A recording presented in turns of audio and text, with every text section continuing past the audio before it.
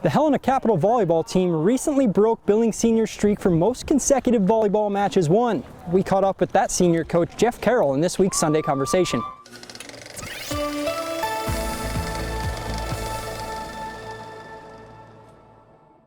All right, Jeff, well, thanks for joining me. Thanks for having me. Almost four full years since you retired. Mm-hmm. 31 years at senior. What have you been doing to occupy your time now, and do you miss it?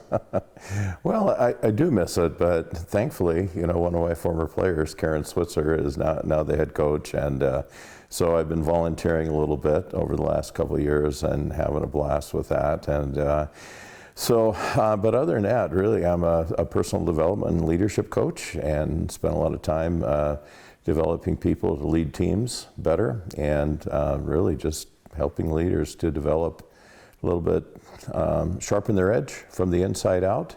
And so, I've told people before, I feel like I was born to coach, and so I'm still coaching, just in a different arena. You won a state title with each of your 4 daughters.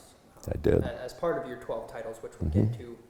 How special was it to be able to share that? That was really special, and the first one particularly with Leslie, that was so much fun, and because I had actually, a lot of people don't know this, but I was thinking about possibly retiring before she even got there, and she said she'd quit volleyball if I did that. So I hung around. I'm really glad that I did, and it was fun to win that first state championship with her, and then of course with each successive daughter. Amy, I think was 2003, and then Kristen actually got to win a couple. She was a part of our first undefeated team, and then what was really fun was having Kristen and Emily be a part of the same team when Kristen won her second state championship, and it was Emily's first, and then Emily went on to win 2 more beyond that, so that was a lot of fun.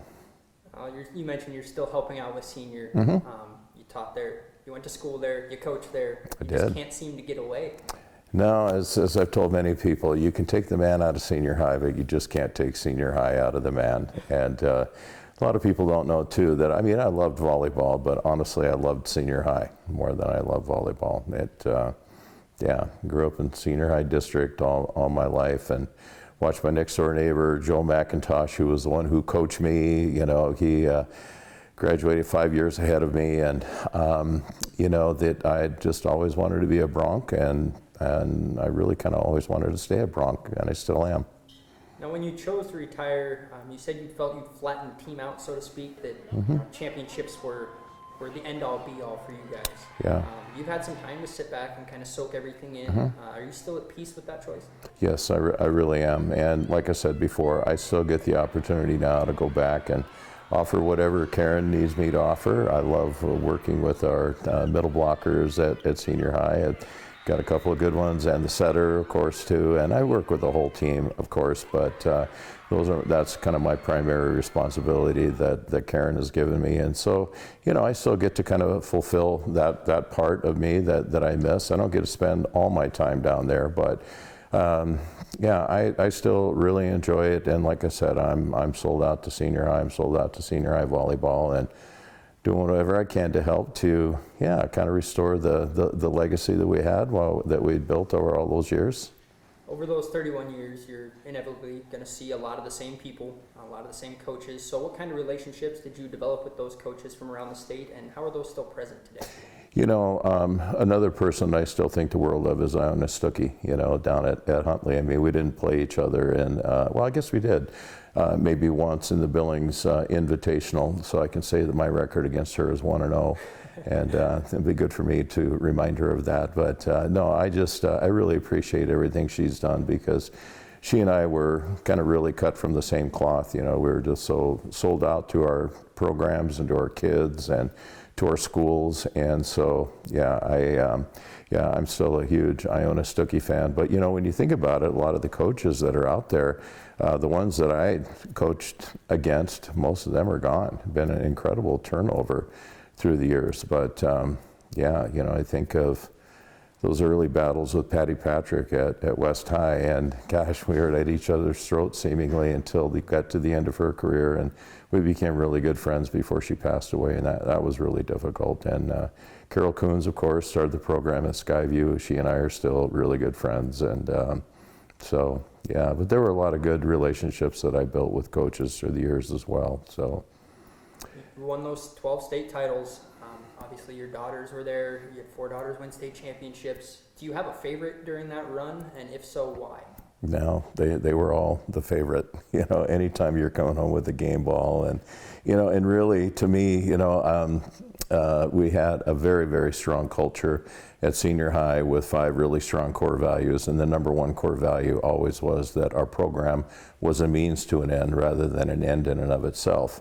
And so, as proud as I was of all of those things, I was really more proud of where all my players went on later, and they're all doing great things, you know, whether they're great moms or working in the financial industry. You know, had Taylor Mims, of course, who went and played overseas, and you know, yeah, it's just that my hope always was that we would be a great training ground for the later battleground that each of them would face. And so I'm just so, yeah, really proud of all those 86 kids so far that have gone on and played collegiately that I got a chance to coach. You mentioned Taylor Mims. She was a standout at Washington State.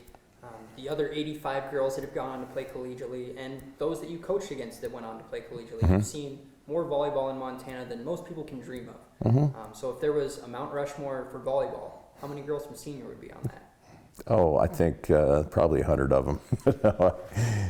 Well, certainly Taylor Mims would come to mind, but you know, I wouldn't want to go there because I wouldn't want to leave anybody out, because for us, they were all a part of the Mount Rushmore of senior high volleyball, just as this current group of kids is, that I think are still working to find what their legacy is going to be. And in fact, I was giving them a hard time about that yesterday, and I said, man, you guys got to finish well, because I'm going to be talking about you here. And, so anyway, but yeah, but that would be a good question. There are a lot of players who went on to greater fame collegiately, and you know, Emily, my daughter Emily, probably would be one of them as well, who won 2 national championships while she was at Fresno Pacific. And a lot of people don't know that she won the, you know, last 65 matches of her high school career, and then went on and won 64 more in a row at Fresno Pacific. So she was like 129-0, you know, from her senior year through her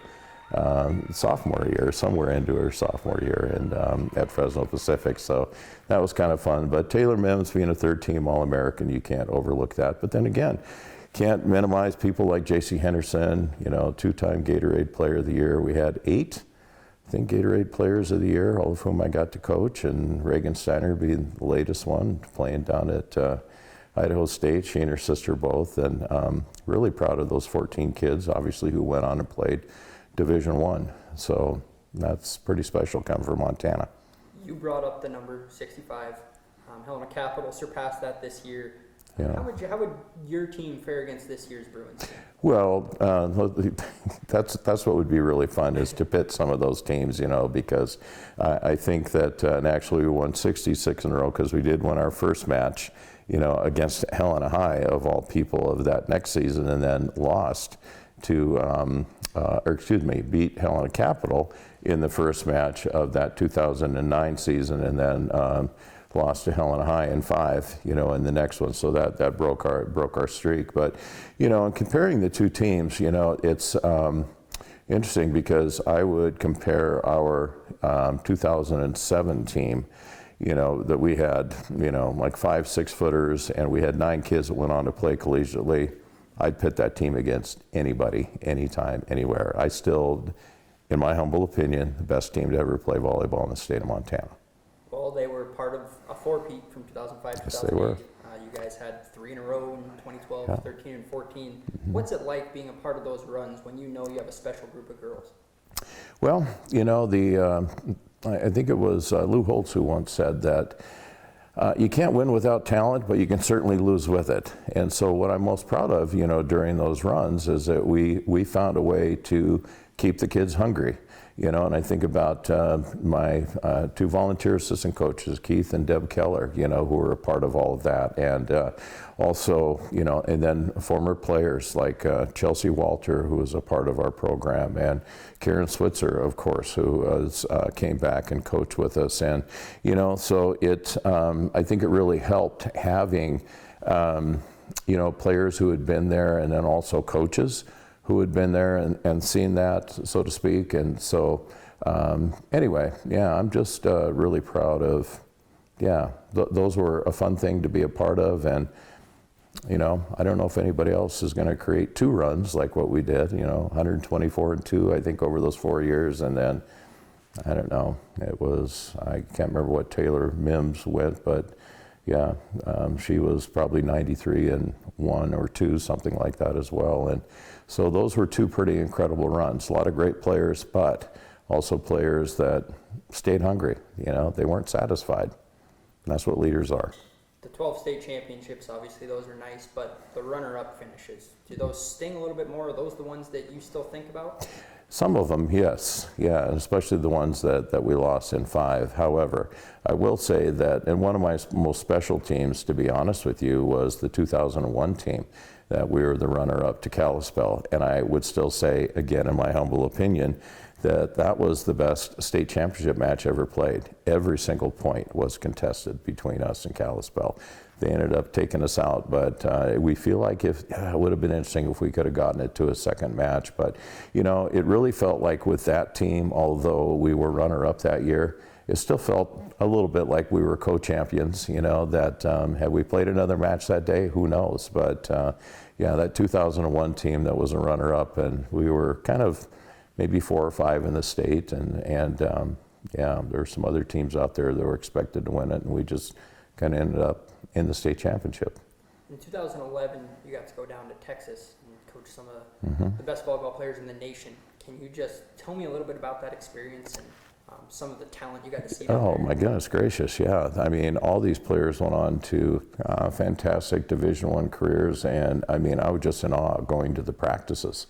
You know, I mean, got to practice with them 3 times, and then be on, you know, ESPNU, and got to meet Karch Karai, and you know, that was just an incredible experience that I wish some other coaches in Montana would get to experience. And so far, you know, because we're kind of out there in no man's land with volleyball, I think that the reason I got the opportunity to do that was because I was really pretty heavily involved with the AVCA, and also when they did a study on the school that had the most kids who went to college to play volleyball. I mean, we were by far and away #1 there, and so, you know, I think that the committee selected me based on that. But that was a humbling and just an honoring experience. I'm sorry that we lost in 3, especially with the talent that we had, but the other team was just as talented. But that was a fun experience because it was all part of the Final Four and the AVCA National Convention, so that was a big deal.